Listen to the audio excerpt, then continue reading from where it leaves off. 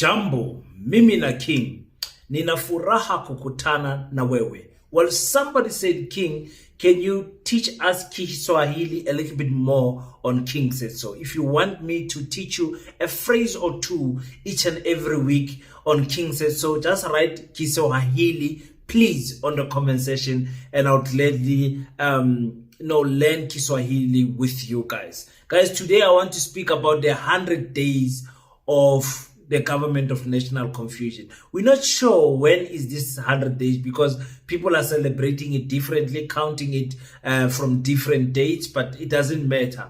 The DA and the ANC had their what you call a press briefing, a celebration, member thanking, whatever they call it. And I want to speak about that. First, I want to speak about Cyril Ramaphosa. He spoke so nicely on this government of national unity, where it started. He even outlined that we have done this before in 1994, working with parties that represent apartheid is nothing new. Let's continue again. And also John Steenhuisen. My favorite icon. John Steenhuisen has given us a new definition of what cadre deployment means according to him and the DA. Let's talk about that and much more. Welcome to King Said So, Africa's one land, one language, one currency, one army on King Said So. Africans can unite. Your Pan-Africanist podcast. Enjoy.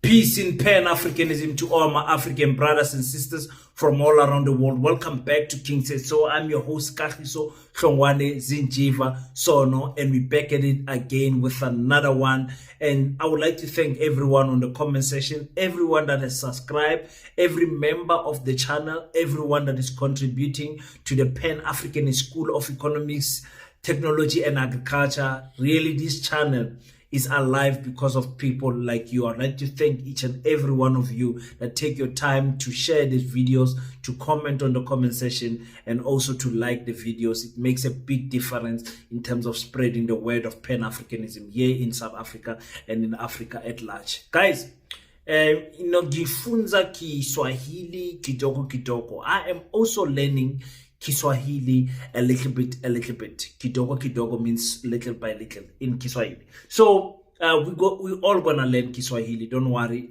Your boy has got you. Each and every week you'll be learning one word, one phrase, one sentence that will take your Kiswahili to the next level. And as I'm doing that, I know it will improve my Kiswahili also. So we're gonna enjoy Kiswahili together. Let's talk about what Cyril Ramaphosa, our president, has said in this event at Litudi House, where, can I say thousands of ANC supporters came out to support and to hear what Cyril Ramaphosa had to say. Part of this event was to thank the voters who have voted for the ANC. It's very important to say thank you for the people who have voted the ANC and give them light and direction as to where you are going. But there's some things that Cyril Ramaphosa said also pertaining how this government of national unity was formed and that the ANC has done this before in the past. Listen to what he says. 94, Utatu Nelson Mandela led us in working with other parties. We have been working with other parties in a number of provinces. We've been working with other parties in our local government institutions. So asingabo omafikizolo kudala siyenza lento. And where we work with other parties, in the end, the ANC, not arrogantly, not trying to praise ourselves. Yes, we do provide influence, we do provide leadership, and we do provide guidance in the interests of the people of South Africa. And in doing all this work, comrades, I would like to thank our negotiators who day and night after the elections and it became clear that we had not won 50 plus 1%, executed the mandate of the National Executive Committee of the African National Congress. Le nto siyenzayo GNU akusiyi construction ika Razzmatazz, akusiyi construction ika Cyril Ramaphosa. It is what the African National Congress, NEC, decided should be done. And I want to thank our negotiators who were led by uSecretary General wethu. Ningambhekeli phansi lo SG wenu. Uyakwazi ukuthetha. Uyakwazi ukunegotiate. He worked with other comrades who are here, who I will not be able to name because there are so many of them. And we thank them for having made sure that indeed we do come up with a workable agreement, a statement of intent that in many ways represents the objectives that our people have and what the African National Congress has been mandated to execute in the interest of our people. You know, sometimes I wish that the ANC can say words like, we are trying to better the lives of African people. You know, we are trying to uplift African historically disadvantaged people to close the gap against our colonizers. Amen. Beautiful words like that is something that I wish that the ANC can say. But I know the ANC can't say that because the ANC is a multiracial party that believes in diversity in our whatever. Anyways, he says we are working with other parties and we are providing guidance so that for the interest of the people. Which people? You know, that people statement is so vast, you don't know which people. The people that stay in South Africa, the white monopoly capitalist people, the markets people, the people who came to South Africa undocumented, which people exactly are you providing this guidance for the interest of the people? I'm not sure if somebody understands me. It's so broad in what he's saying. It does not pin down to exactly what they mean there. Excuse me. So he said also they want to thank the negotiators, you know, the negotiators that made sure that they stay away from the EFF and the MK and go for the Freedom Front Plus and the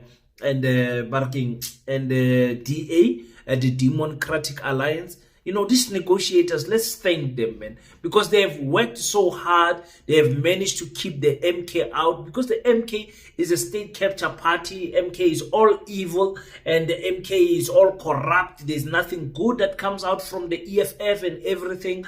They are not good to work with nationally, and but provincially we can work with them, but nationally we can't work with the EFF. And you know, yeah, but let's work with the beautiful parties, man. The strong parties that are there to protect white monopoly capitalists, the Freedom Front Plus that have told us that if we ever dare to take land away from the Afrikaners, civil war will break out. If anybody thinks in South Africa that you can take the land without compensation, you're living in a dream. Let me put it quite frankly to you. If you want to start a civil war in South Africa, do that. Do that. And I told you before, that don't misjudge. South Africa, let's work with the Democratic Alliance that does not believe in minimum wage, that does not believe in expropriation of land without compensation. Let's work with those parties. That is what they are saying here. You know, giving praise to Fikile Mbalula, you know, formulating the statement of intent. We got to know later that the statement of intent actually comes from the ANC. We thought the DA drafted that thing because there was times where the Secretary General himself did not understand the content inside the statement of intent. So here you hear your president speaking about that, but now he says that he wants to build a country that is truly united. A country that is truly united. How are we going to unite if we don't cover this issue of the land? Listen to what Cyril Ramaphosa says. This moment, comrades, is also an opportunity to mobilize across society and across political difference to build a country that is truly united, a country that belongs to all who live in it. It is an opportunity to take forward the struggle to build a society in which all our people may be able to prosper and to thrive. We thank all political parties who agreed to be part of this journey, who came together acting in the interests of our country. We went into the GNU knowing full well that we have significant ideological and political differences with some of the parties. Exactly what we had in 1994. In 1994, we went into a government of national unity with a party that represented apartheid, our oppressors, and we agreed that to take South Africa forward, we would work together with them. Today, we are in a GNU with 9 other parties, and some of those parties we have major ideological differences with. We knew that there were fundamental issues on which we differed, and that were bound to bring about tensions and strains in the government of national unity. But we also know from many decades of experience that the ANC, comrades, has the strategic clarity and the political capacity to work alongside a wide range of those in pursuit of progressive goals. Ngoba asibasabi, arebatsabi, ibile re abatle wozani, sizawusebenza nani, siphinde sinisebenze nani. That is how we work. We are building a country for true unity, where all people can prosper and thrive. All people can prosper and thrive. Is this the country that we are building? Let's be honest, people. Do you feel like you are in a country that you can thrive and prosper in? Or do you know that there is limitations because you are an African person? Whether you want to go for a business loan, whether you want to go for a home loan, or whether you want to go for whatever loan that you want to go, you know you're going to be judged because of your skin color. This is the country that we are building for everyone to prosper. You know that if you don't know someone that knows somebody, you most probably will not get a job. You know that if you're a teacher, that you might lose your job. You know, this is the country that we build for prospering. You know, and these people are proud to say, listen, we know we are working with parties that are ideologically they are different from us. My question is, from the beginning, why didn't you say, guys, we are forming a government of national unity, but you guys will abide and align yourself according to the constitution of the African, the ANC, you know? Like, if you don't want land to be returned, if you don't want, but actually, coming to think about it, they did say it, but not in words. Because action speaks louder than words. The ANC chose to say,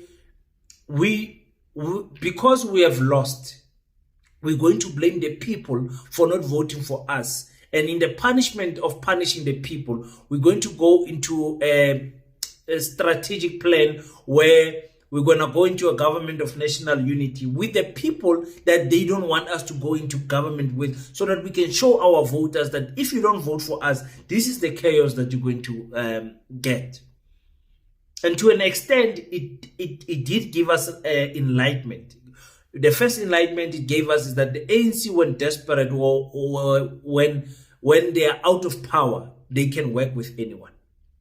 Freedom Front Plus, you are proud to say you are working in 1994, you are working with parties that represented apartheid. You fought apartheid, Nelson Mandela, just to win the elections, then work with parties that represented apartheid. That is what is going on here. So Cyril Ramaphosa is saying, listen, we know these people, they are representing apartheid, but we're going to work with them anymore. Okay, let me tell you how that sounds to me. We know these people raped us. We know these people killed us. We know these people stole the land from us. And we know these people stole our culture, our language. We know that these people stole our tradition, our spirituality. These people stole everything from us. But for the sake of national unity, we're going to work with them. To me, that's how it sounds. That's why Tinabanye, we don't want to compromise. You can say, come South Africa, let us work together. DA also come. Tina Sachiga. Sachiga, no. Ubiza mbani. Ubabizelani laba. Ubabizelani laba. Ubabiza ukuthi bazosebenza nathi laba. Can't you? Why are we not drawing the line to say, these are our enemies and this is our friends? This is the people that we can work with and these are the people we can't work with. So for me now, it's a total no-no. Working with the DA, working with the Freedom Front Plus. I don't care. If umuntu mnyama ufuna ngisebenze na uphuma kule party leyo. Hambo uzibona lapha ku Action SA, we can talk. Hambo uzibona lapha ku Bossa, they are sellouts also, but we can talk. Hambo uzibona ki IFP, pure sellouts, but we can talk. But if you are in the DA and you are in the Freedom Front Plus, ufuna ukukhuluma nathi, kodwa. He says we are not afraid of them. We will work them. We will work with them, but working on them. That's a very catchy statement that the president said. That I like it. So it is a warning to say, even though we are working with you, the DA, we are still going to work on you. Meaning that we're going to press your high buttons by all means, just to see how do you respond. And the DA did not respond very well. Now let's go to my boss, John Steenhuisen. By Tata Bilembongolo. How did this guy become the president of the who was she competing against there in the DA? Against Simpo? Who was this guy DA? No, you guys. Listen to what he says about the statement of intent and everything. Just listen to what... It was very clear in the negotiating phase of the statement of intent that this applied to a government of national unity at a national level, and that there would be different configurations in different provinces, and local government was not on the table. If we'd put local government on the table, it would have meant that we would probably never have finished the negotiating process in the time that was required, because, as you can now see, there are some very complex dynamics that exist at a local government level. So there was never a commitment, and there's no notice in the statement of intent that says we must now cascade the government of national unity down to governments of provincial unity and governments of local unity. It was never a clause or condition therein. There was, however, discussions around how we could seek to stabilize local government, given the fact that there is a very real concern that if you're able to shift the needle at a national level and start to move things in the right direction, if you do not have an implementing ability at a local government level, particularly in the big cities, that it would really be an obstacle to further economic growth and job creation. And so we entered into discussions with the ANC long after the GNU was formed around how we could look at stability agreements in the key metros, and a number of them were on the table for discussion. Johannesburg, Ekurhuleni, eThekwini, KwaDukuza, and several others in the Northwest Province, where we're looking to stabilize. Given the ANC's behavior in Tshwane, which we believe is a travesty and is going to set Tshwane back, removing a mayor who was actually getting the city moving in the right direction, and by all accounts, the Auditor General's reports, Ratings Africa, was slowly starting to get Tshwane back to health, removing him for no other reason than political posturing and the vanity of the vanquished in the election, that you remove him. It's a setback. As a result of that, our chairperson of the Federal Executive has written to her counterpart in the ANC saying that until the situation in Gauteng's metros, but particularly Tshwane, is resolved, we will not be entertaining any further negotiations at a local government level around any agreements until that is rectified. You guys remember the famous statement of intent letter? It was a letter that was being signed by all the political parties that want to join the government of national confusion, to say this is what we intend to do. Hey, you see, intent, that word statement of intent is very important, because now he is revealing something that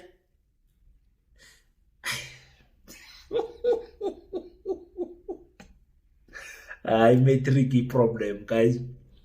He is saying, this is from the DA's leader's mouth. He's saying, listen, on the statement of intent, there was never a clause that said we will get into negotiations when it comes to local government, the metros, provincial. It was a statement of intent for national. This is what he said, if you were listening. He says there was never an intent for a province, local, or a clause or any condition that on the statement of intent that guided us as to how we're going to deal with the metros. If that is the case, then why is it that you are angry that the ANC is working with the EFF and the Action SA? Because locally, you don't have a deal with the ANC, according to what you said, John. According to what you said. So you cannot now want to have a stability clause or whatever clause that you want to develop now. It's outside the statement of intent. The statement of intent speaks about national government, to say, let's create a government of national confusion, national unity. That's what the statement said. It was a government for national unity, not for provincial and whatever. It got us all fooled to think that because they are working with you guys on the national platform, they will work with you guys on the provincial and local affairs also. But according to what you are saying, John, there is no statement, clause, condition, or whatsoever on the statement of intent that guides you or forces the ANC to work with you guys on provincial or the metros. That is why they kicked out Cecilia Brink there in Tshwane, because they are not bound to work with you guys like they did in KwaZulu-Natal. You understand what I'm saying, John? I mean, it is according to your statement that I'm saying this. So the arrogance of the DA to still have this arrogance to say, if they don't fix this issue of Tshwane, how are they going to fix it? They just elected a new mayor. Are they going to fire this new mayor to fix this issue of Tshwane? What do you expect the ANC to do? I'm a DA, man. No, man, DA, leave this pride that you have, man. You've got empty pride, and there's nothing that you're going to get if you go into negotiation saying, is this or nothing else? I mean, the ANC has shown you in Tshwane to say that type of approach is not going to work. And now John Steenhuisen is giving us new definition of what cadre deployment is. What he was trying to do was not cadre deployment. Trying to get deviation of qualifications in ministry. Guys, listen to what John said. Just listen. Lalela. Let them hang themselves, these people, with words. Let me then deal with cadre deployment. And again, I'm now compelled for, I think, the 15th time to indicate to people what cadre deployment is and what cadre deployment is not. Cadre deployment is putting people into the permanent civil service where they will have line function authority over departments and entities and state-owned enterprises for no other reason, based not on their qualification or ability to do the job, but on loyalty to a party. That is cadre deployment. It is internationally defined. Staff in a minister's office are not members of the public service. They hold no line responsibility or command in the department. They work to support the minister. The DA has been very clear from the beginning when we took on the cadre deployment issue that we don't regard staff in political office bearers' offices as cadre deployment. Indeed, mayors, speakers, MECs, premiers of where the DA's occupied positions have put people in their political offices where they feel they are best able to provide support for the political executive office bearer. When the political office bearer leaves office, those people leave with the political office bearer. Their employment comes to an end. They do not remain as permanent members of the civil service.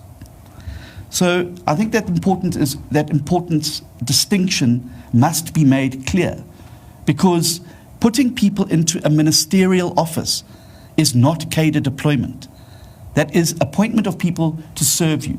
And the DA has never raised issues with anybody who's been deployed into a political office bearer's office, because we know that their only line of responsibility is to the political office bearer, and in fact they have no line authority within the department.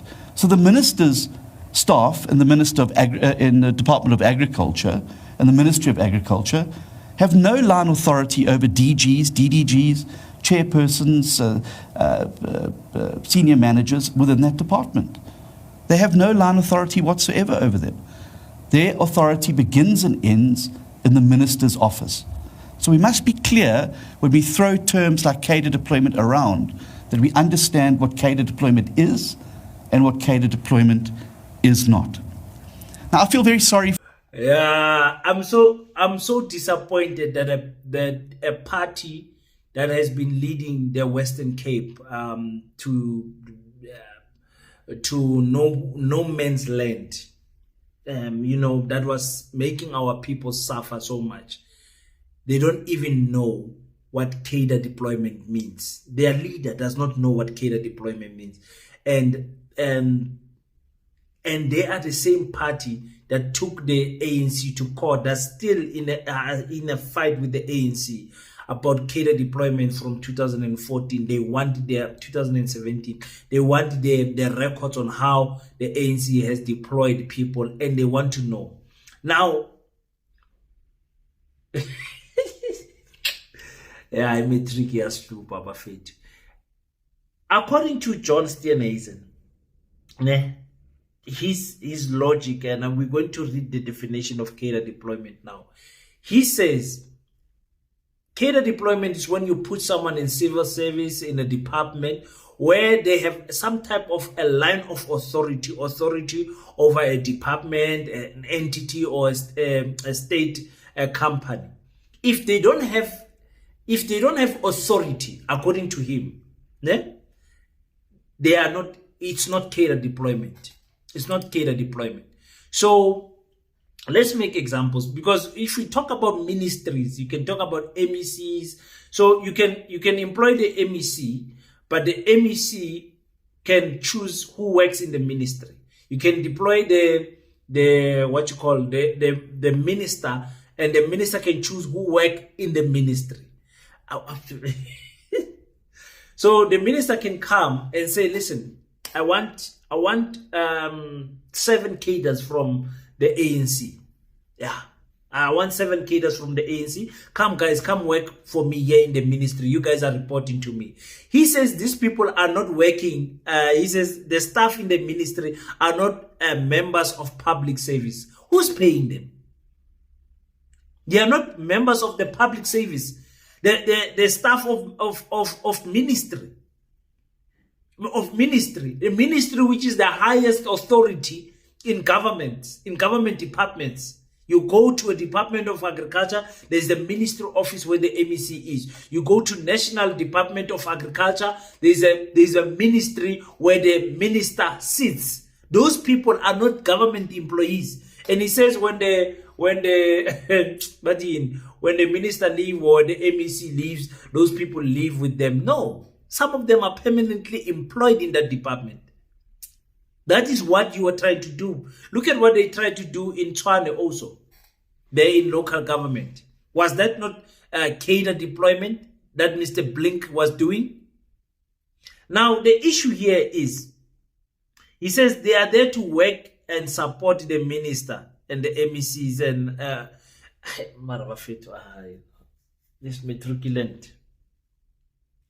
So he can ask for deviation for people's qualifications not to be considered into positions where people are earning serious money in the ministry office. I mean, a cleaner in the ministry office is earning quite well, is doing okay. He can ask for deviation for all of those things and employ those people according to him, because they don't have an authority. It's not cadre deployment. John Steenhuisen, take us serious. Do you know how much authority does the ministry's office have besides the minister? You have the head of department. You have so many directors, the chief directors in that ministry. Those people carry serious authority. In fact, you didn't want to. You employed Roman Kaepernick as the chief of staff. Do you know how much authority does the chief of staff have by employing the people of the department? The chief of staff, the head of staff. No, but it's not cadre deployment because you guys are doing it. Because you don't understand. That's why I say, hamba uye esikolweni. Hamba uye esikolweni ukuthi ukwazi ukufunda wena John. Hi. Okay, so now let's read the definition of what cadre deployment is, the proper meaning. So cadre deployment, the appointment by a government's governing party of a loyalist to an institution as a means of enhancing public reporting lines and ensuring that the institution stays true to the mandate of the party elected by voters.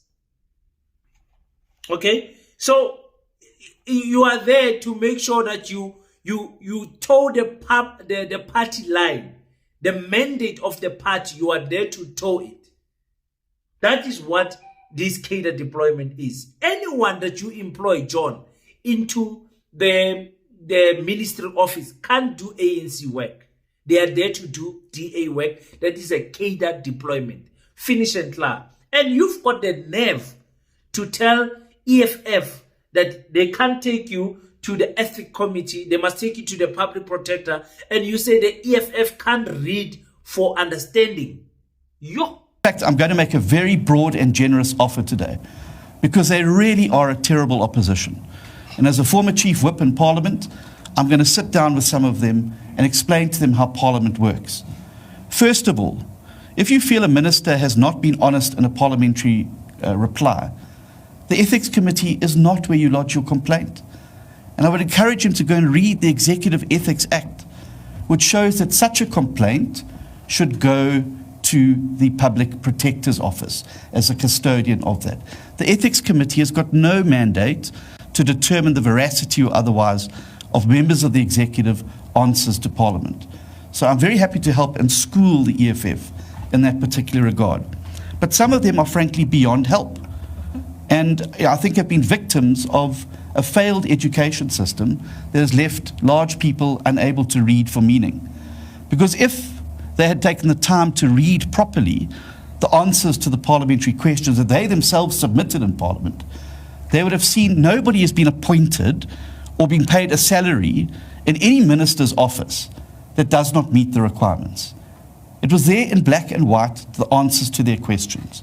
Nobody is being paid, no one has been appointed, nobody has been taken on that does not meet the requirements. So they really do need to learn to perhaps read the answers to their own questions. But I don't blame them, because frankly they need any distraction they can find.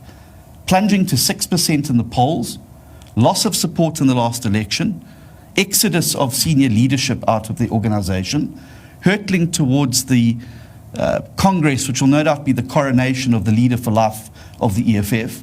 I would also want to find every effort I could to distract attention away from it. And I can tell you something, that if I had produced an election result like Mr. Malema produced, I've no doubt that many of you's first question to me today would have been, why are you still there? And I hope that Mr. Malema is going to answer those questions. Abo John Steenhuisen bazikhohla. John Steenhuisen says, matriculate, says the EFF are a victim of a failed public education system. John Steenhuisen is telling us who went to school, who went to colleges, to varsity, to go and graduate post-matric, that we are a failed, we are victims of a failed educational system. That's why he doesn't go to school, because it's a failed educational system. And he says the EFF can't read for understanding. He says, listen, you guys must not take me to the ethic committee. There's nothing ethic about what that challenges my ethic conduct here about me employing my cadre deployment and all the questions that you have asked. You guys must take me to that girl that the DA has placed there as the public protector. Take me to Koleka, because Koleka will protect me. Take me to court. Take me anywhere, because just don't take me to the ethic committee, because there I'm going to fail. But by answering, I'm going to trap myself the way he's trapping himself here. So now we know. Just imagine someone volunteering, say, listen, take me to the public protector. Don't take me to the ethic committee. If what you say is right, why does it matter where they take you? Because you're going to answer them and give logical answers to the questions. This is what is happening, ladies and gentlemen. Usis Koleka has been exposed here, to say, take me to Usis Koleka, advocate Koleka. And they spoke about many other things, the Bella Bill and all the blah, blah, blah. I wanted to cover this whole thing at the A, but I couldn't. Listening to John speaking, my ears couldn't. And ANC, I couldn't listen to the whole thing. I was like, serious. But anyway, thank you so much, guys, once again for tuning in. Thank you for everyone that has been donating to the Pan-African School of Economics, Technology and Agriculture. The people of the 15, you got your pay. If you have a spare 50 rand, please make sure that you send it to Paseta. Here's our business account number. It's Capitec business account. Make sure that you choose the branch code properly and make your contribution for us of building this school. Listen, I'm too excited to announce what I want to announce, but I can't yet until everything is set on paper. But big news are coming, ladies and gentlemen. Thank you so much for everyone that has believed in this dream of building an Africanized school for African children that can teach the proper history of Africa, the before colonization and after colonization, proper history, proper technology, proper agricultural skills, proper economical skills. It's very important that our children get the best education that we can be proud of. And also building institutions as African people is very important. They broke down all our institutions. They burned down the great library of Alexandria there in in Egypt, they made sure that they steal all our knowledge and they try to vanish all our beautiful work that we have done in the face of the earth. But that's not going to continue, because we are building institutions that we know will last forever. Thank you so much, ladies and gentlemen, for tuning in. Until we meet again, don't forget to pray. But after you pray, stand up, African child. Do your best so that God can do the rest. Peace and Pan-Africanism. I salute you.